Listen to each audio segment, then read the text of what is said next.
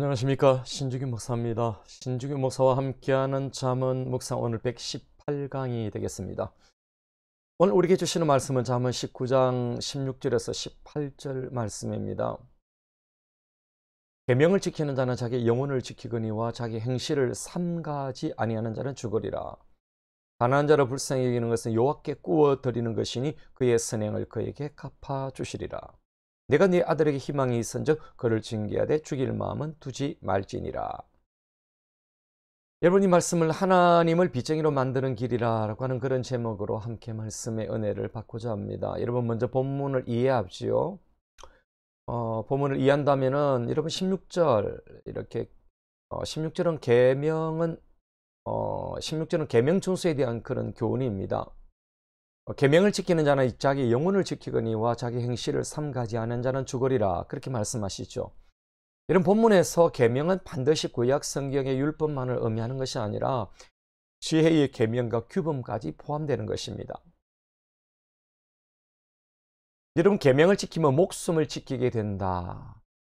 반면에 어리석은 자는 계명을 무시하며 자신의 행실을 무시하는 자는 죽게 된다. 즉, 자신의 인격과 언어의 행동에 대하여 무책임하게 사는 자는 죽게 된다라고 하는 것입니다.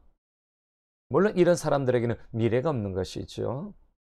여러분, 17절은 가난한 자에 대한 그런 자선에 대한 잠언입니다. 가난한 자를 불쌍히 여기는 것은 여호와께 구워드리는 것이니 그의 선행을 그에게 갚아주시리라. 여러분, 16절에서 경건한 사람의 기본적인 태도가 주어진 이후에 본 구절은 바로 가난한 자를 돌보는 경건으로 들어가고 있습니다. 이런 구약 성경에서 가장 오래된 법 가운데 하나가 가난한 자를 돌보는 것입니다. 여러분, 여기에 지혜자는 가난한 자에 대한 사랑과 헌신이 여호와께 구워드리는 것이다, 그렇게 말했습니다. 그래서 오늘 제가 제목을 하나님을 빚쟁이로 만드는 길이다 라는 제목을 만들었는데요, 가난한 자도 하나님의 형상을 따라 지었으므로 그들 안에도 하나님의 일부가 있다라는 것입니다. 그러므로 그들을 돕는 것은 바로 하나님을 돕는 것이다. 즉, 하나님께서 빚을 지신 것입니다. 그러므로 하나님께서는 반드시 도와주실 것이다, 갚아주실 것이다 라고 그렇게 말씀하고 약속하고 있는 것이지요. 여러분, 18절은 자녀에 대한 징계에 대한 교훈입니다. 내가 내 아들에게 희망이 있은즉 그를 징계하되 죽일 마음은 두지 말지니라. 여러분, 이 구절은 체벌의 중요성을 논증하고 있는 것입니다.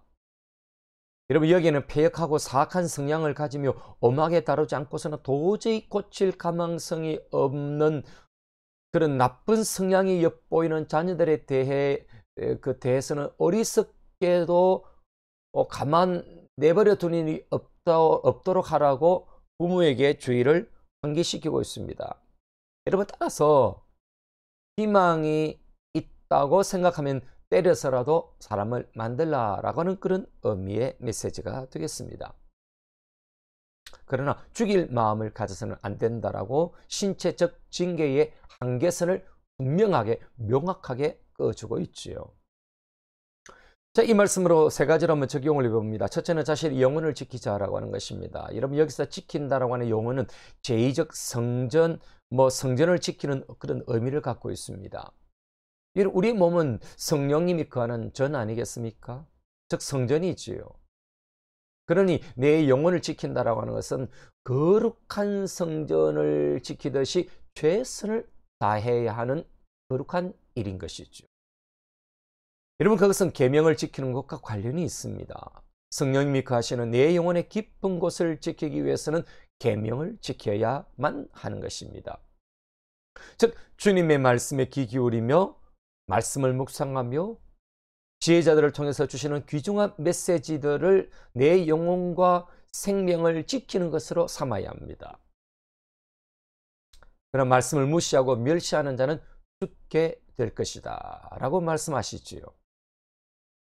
오늘날 한국교회 가장 큰 문제가 무엇일까요? 목사가 없는 것도 아니고 성경 말씀이 없는 것도 아니고 설교나 메시지가 없는 것도 아닙니다. 다만 말씀을 사모하고 귀 기울이지 않으며 판단하기를 좋아하는 데 있습니다. 말씀에 주의를 기울이지 않는 자는 자신의 말씀의 밥상에 극약을 뿌려서 먹는 것과 같은 것입니다. 마치 예배 시간에 설교 평가단이 앉아있듯이 구경꾼이나 판정당처럼 앉아 있는 것은 자신을 죽이는 것입니다. 여러분, 설교자를 평가하지 마시고 자신을 평가하시고 납작 엎드려야 하는 것입니다. 자, 두 번째는 하나님을 빚쟁이로 만들자라고 하는 것입니다. 여러분, 인생의 소외된 자, 사회의 주변인으로 살아가는 자들에 대한 우리의 태도는 어떠해야 될까요? 하나님은 고아와 과부와 나그네, 법적 후견인이 없는 이들을 돌보아라고 그렇게 잘 돌볼 것을 말씀하시지요. 여러분, 우리의 친구들이 금수저들이나 잘 나가고 힘있고 권력 있는 자가 아닙니까? 여러분, 하나님의 불꽃 같은 시선은 우리가 가난한 자들에게 어떻게 대하느냐에, 어떻게 하고 있느냐에 향하고 있는 것입니다.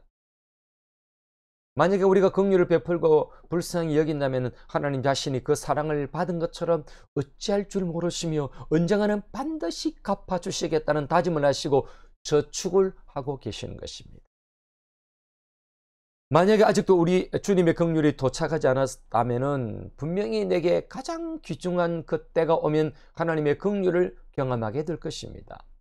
여러분, 그때까지 하나님은 긍휼의 빚쟁이로서 우리에게 가장 좋은 때에 우리가 상상할 수 없는 그런 복으로 다가오실 것이고 지금은 그렇게 준비하고 계시는 것입니다. 하나님을 사랑의 빚쟁이가 되도록 우리의 삶은 끊임없이 긍휼을 베풀어야 할 것입니다. 여러분, 세 번째는 자녀는 버릇을 잡을 때가 있다라고 하는 것입니다. 여러분, 자녀를 바로 잡는다는 것은 다 때가 있습니다. 자녀들을 바르게 하는 데는 시기가 한계가 있는 것입니다. 여러분, 어린 자녀에게 부패한 성향이 보이거든. 그 악한 기질이 싹 돋고 뿌리를 내려서 악습으로 굳어지기 전에 그것을 억제해야 하는 것입니다. 예를 어떤 아들이 교도소에 들어갔습니다. 죄목은 강도 절도죄였습니다. 즉, 남들의 재물을 그렇게 절취하다가 그렇게 들켜서 형을 받고 교도소에 복역 중이었습니다. 어느 날 그 죄수의 어머니가 교도소 면회를 갔습니다. 이 면회소 안에 있던 아들은 어머니에게 어머니 길을 좀 빌려달라고 그렇게 말합니다. 그래서 어머니는 무슨 귀중한 말을 하려는지 싶어서 여러분, 창살 안으로 그렇게 귀를 넣었습니다. 그런데 여러분, 그 면회소의 아들 안에 있던 그 아들이 어머니의 귀를 확 깨물어 버렸습니다. 어머니는 화들짝 놀란 것입니다. 피를 흘리면서 깜짝 놀란 것입니다. 왜 이렇게 무냐고.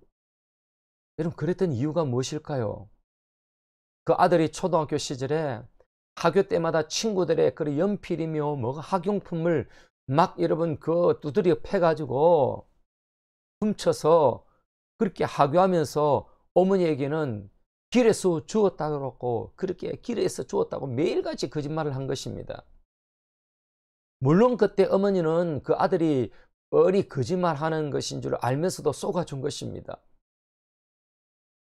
그때 거짓말을 호되게 꾸중하고 체벌했다면은 성장해서 이런 죄를 짓지 않을 안 하고 교도소에도 들어올 일이 없었겠죠. 그러나 거짓말을 들어준 어머니, 그 어머니의 귀를 그 아들이 지금 교도소 안에서 물어버린 것입니다. 내 아들에게 소망이 있는 동안 그를 징계하라고 그렇게 말씀하셨죠. 그냥 버려두면은 아마 그는 성장하면 고치기 어려워질 것이기 때문에 그렇게 말씀하는 것 아니겠습니까? 치안 판사의 검 아래 혹은 한층 더 두려운 하나님의 보수의 칼 아래서 울부짖는 것보다도 부모의 매 아래서 울부짖는 것이 더 나은 것입니다. 말씀을 맺으면서 이렇게 한번 기도를 드려봅니다. 주의 말씀을 사랑하고 지킴으로 내 영혼을 지키고 위하는 자가 되게 해주소서.